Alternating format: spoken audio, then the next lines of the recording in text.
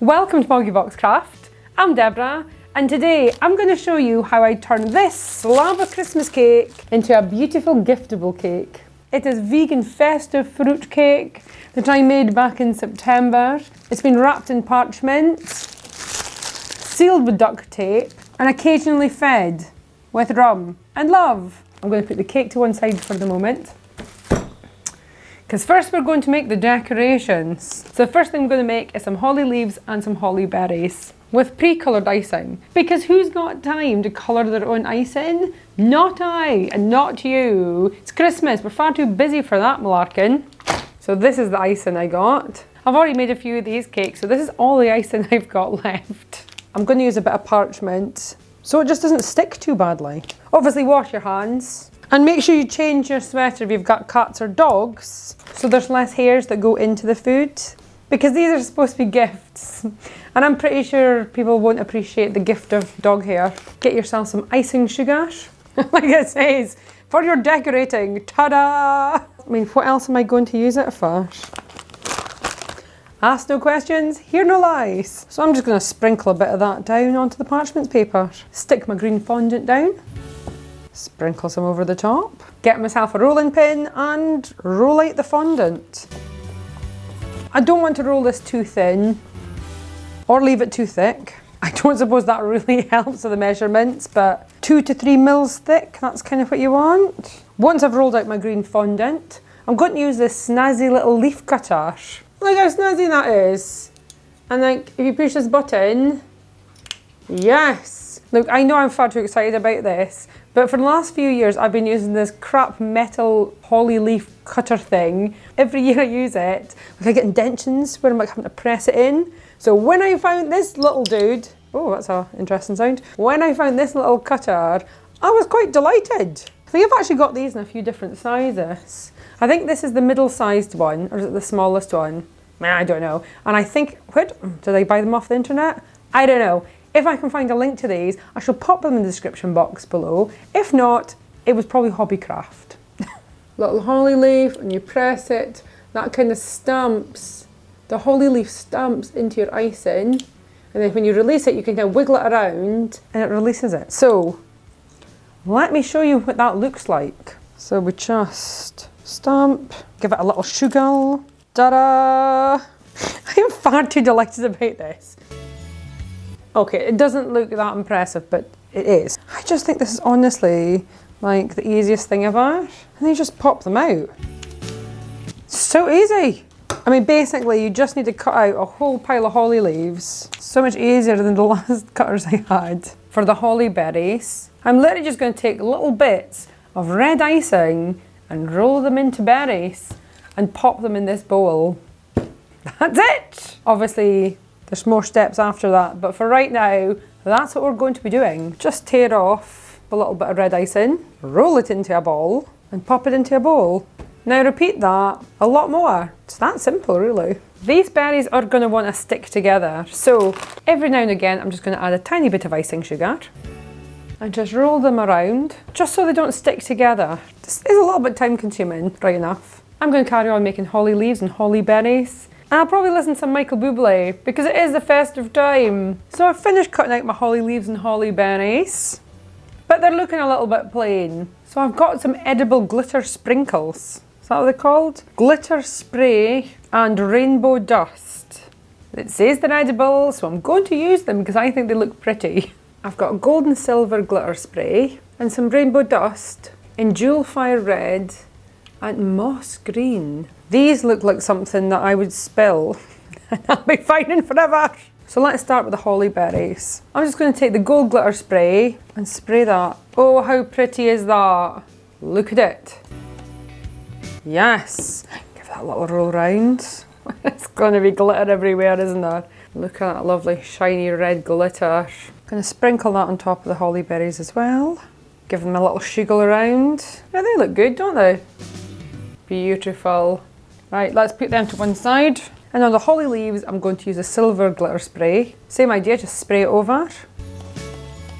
It's probably enough of that. And then the jewel moss green glitter. Also very sparkly. This whole area is just sparkles now. So I've got a little fan brush. I only use this for decorating, I don't use this for makeup.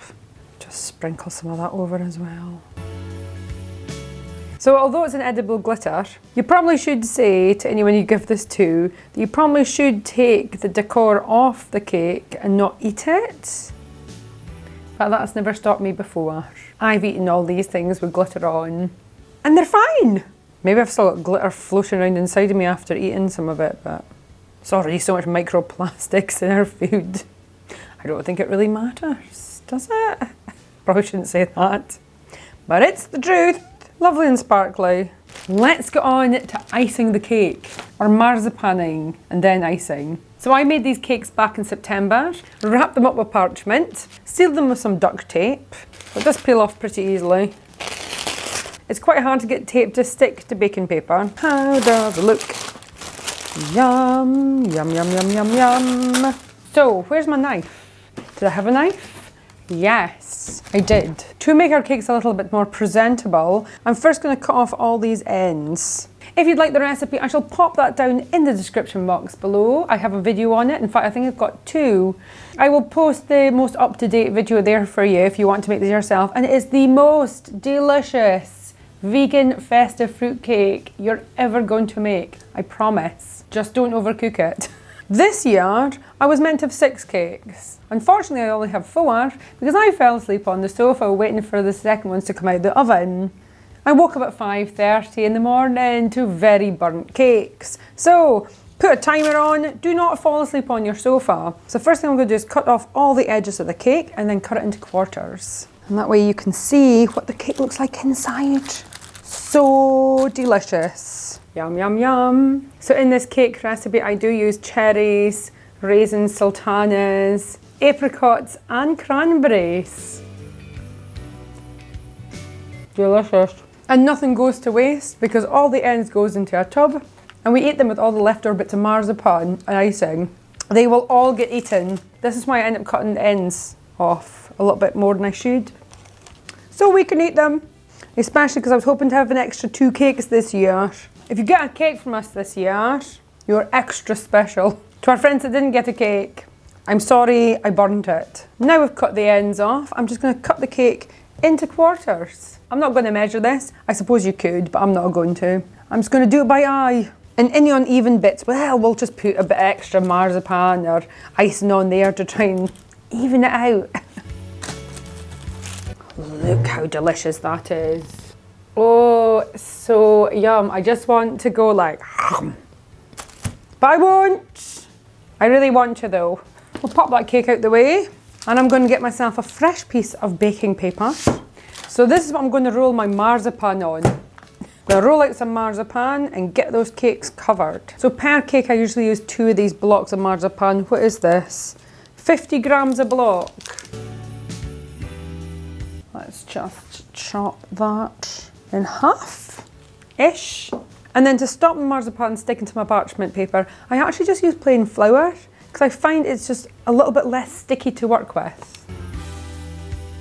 Knead this a little bit so it's a bit softer to work with. And then roll it out with a rolling pin. I mean, I could use icing sugar for this, but I don't. So just roll it out as much as you need to. I quite like a chunky layer of marzipan. Obviously, if you don't like marzipan, what are you doing with your life? Who doesn't like marzipan? Lots of people, I suppose, but... Top tip, if you live in a household with someone that hates marzipan, make sure you always put marzipan on your Christmas cakes, and that way there'll always be more for you, because they won't eat them. Now I'm going to add some apricot jam to a dish, stick in the microwave and heat it up. The jam's heated up. The pastry brush has seen better days. Look how sad that pastry brush is. It's fine, no one cares about the brush. Take yourself a quarter of that Christmas cake, paint some apricot jam on the top. Make sure you remove any bristles from your pastry brush that fall off and plop that down on top. From there you're going to take a knife and remove a triangle section from all the corners with a knife. Put those little corners to one side. And then using your apricot jam like a glue, paint the sides of my cake to get the marzipan to stick. Just paint the top as well. And then just fold up your edges. So I like to cover the whole cake with marzipan, mostly because when it gets to the stage of me actually icing, this kind of means I don't end up having bits of cake falling into my lovely white icing. And just pinch the sides of your marzipan so it all sticks together. That looks like it's got a bit of an indentation there. Let's just add a little bit more marzipan, just to even everything out. Marzipan is complete. So the whole cake is covered with marzipan. I'm going to marzipan the rest of these and then I'll be right back. Cakes have been marzipaned. They're a bit rough and ready, but that's the joy of homemade. People really do then know they are homemade. Get myself some fresh baking paper or parchment, because now we're going to do the icing. So I've got some white fondant icing. I think this pack is a kilo. A kilo of icing usually does a cake. Pretty much the same process as the marzipaning. The icing part always really scares me. Doesn't scare me, but I feel like this is the point. You've got to make sure there's no like other bits of cake around to end up with like black spots in your icing, or you have to then try to cover it up with decor.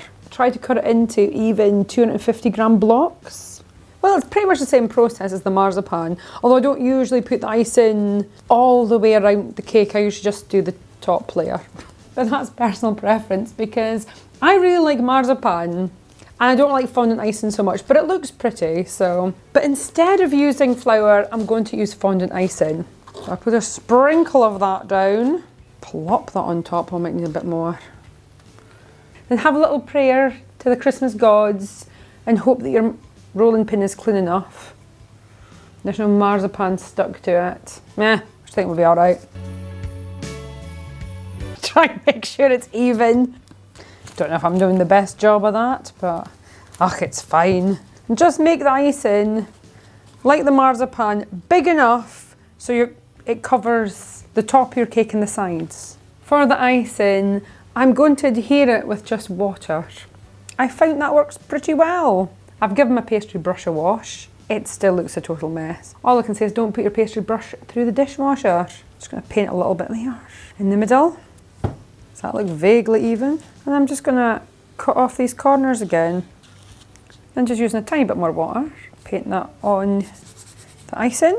And hopefully that way it'll stick to the marzipan. Oh, and this brush is deteriorating. Again, friends and family, sorry if you're watching this and you find what you think is a hair in your cake. It's not. It's my pastry brush. Yeah, I'm just going to tweak the sides up. And then we'll just get rid of these edges. Smooth that into the base of the cake. And then just pinch the edges together and smooth them out. So it looks a little bit more professional. But not too professional because you won't be able to know it's homemade. And we have a lovely iced cake. I've also gone ahead and made some little cake boards for my cake so they fit properly. These are just little squares of cardboard covered in baking paper and then secured at the back with a tiny bit of tape. So this is going to be the bottom of the cake. So flip it over. So take your cake wrong side up, pop that on the board. I'm going to quickly ice the rest of these cakes and then we'll get on to decorating. The cakes are iced, so we're going to decorate our cakes with our holly berries and our holly leaves. So to glue the holly leaves and the holly berries onto my cake, I'm going to use icing sugar. Pop a little bit of icing sugar into a dish. Add a little bit of water. Probably shouldn't do this over the top of the cake, never mind. Mix that in. I think that's going to be far too much water. Yes, it is. Just keep adding icing sugar until you get to a good consistency. I think that's looking pretty good now. To make this a little bit easier, I'm going to be using cocktail sticks, or a cocktail stick. Take a little holly leaf and your icing sugar, and on the back of your holly leaf, I'm just going to pop on a little bit of icing and then just stick that down. Ta-da! So I like to put 2 holly leaves at each corner. I don't think there's a right or wrong to this. Just stick on the decor wherever you fancy it. It's going to be beautiful. With another toothpick, just going to pick up the holly leaves, dip them in and place them on. And as the icing dries, it'll just hold everything in place. And just whack on berries wherever you think is appropriate. And I find it's best to do this while your fondant decor is still pliable and hasn't hardened, because you can sort of bend it around the edges of the cake, which I think looks very pretty. The cakes are all decorated, looking very spangly and gorgeous. So now it's time to wrap them, so I can gift them. I've got some Christmas cellophane to wrap them in. A bit like, the cellophane you get for flowers. So I've got some cellophane with snowflakes on because it is a Christmas gift. I had this left over from a few years ago, so I'm going to use it up. I'm just going to fold it into a triangle, like so. I don't know if you can see that very well, but I don't suppose it matters. And then cut along that edge, so when I unfold it, it should be roughly a square, hopefully. I'm going to use this one as my template to cut the rest. How do professionals do this? Do they just hold the corners and then just slice? Oh, is that going to be a nicer edge? Maybe not. So to wrap the cakes, I'm just going to pop one of the cakes into the middle of the cellophane, pick up each of the 4 corners, gather it together, then using an elastic band, pop it around the cellophane to keep it in place. I've got some Christmas ribbon, is that what this is called? Cut off a length of that, and then tie that round to hide the elastic band. To make it a bit more pretty, I'm going to add these little wooden shapes. How cute are these? I found these little wooden shapes in MoggyBoxCraft. And I made my own labels. Vegan festive fruitcake, made with love, fed with rum. I just printed out some labels, stuck them to some card, and then I got a handy dandy hole punch. So like £2 off eBay. Well impressed with this thing. Beautiful. Perfect little label. So easy. Why have I not bought one of these years ago? These are coming so handy. Oh, I love it. I'm just going to thread that on. So when I gift it to people, they know what the heck it is. So we'll attach that. Obviously curl the end of the ribbon. Beautiful. Wow. Beautiful enough. Christmas is actually supposed to be enjoyable and all about spending time with friends and family. And especially this year after the last year we've had. This year has definitely had its challenges, shall we say. So apologies, I have taken a few weeks off recently. And you know what, that's okay. I've been pretty burnt out, I think. Trying to do everything, trying to make videos and improve my editing skills, my video skills. It definitely takes way more effort than I ever thought possible. And I want my videos to be good quality. Obviously I've been filming using 2 cameras, so I've got a B-roll to edit along with everything, and it's a lot. After a few weeks off, I've done nothing but sleep, eat and work. So I'm starting to feel a little bit more on it. And I think the thing to remember is, just look after yourself. You don't have to be doing everything. And if you need to take some time out and have a nana nap in the middle of the day, that's okay. Just do what you need to do to look after yourself. And when you feel better, then you can get back on top of it. Yeah. Christmas cakes, ready to be gifted.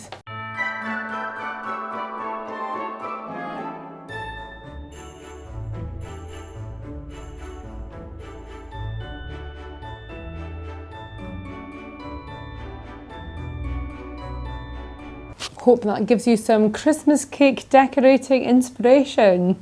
And if it didn't, well, I can't help you. If you've enjoyed this video, leave a like, leave a comment, share and subscribe. Of course, subscribing is optional, but it is very much appreciated. So thank you so much for watching. I'll see you guys next time. Bye! Do I need to give all these cakes away? I could just keep one for myself. Nobody's going to know. My hands are so covered in ice and sugar. I should not be touching any camera equipment. Right, what are we doing today? Decorating Christmas cakes. It's Christmas, the time of stress and celebrations. Will I waft on about why I haven't uploaded for 3 weeks? No. I've been busy. It's Christmas. I find gifting at Christmas can be a little bit stressful because my tastes probably aren't the same as many people's. Well, maybe they are. I mean, like, I do like gin, and Andy does like whiskey. But I like to give things that people can eat or drink or burn, like candles.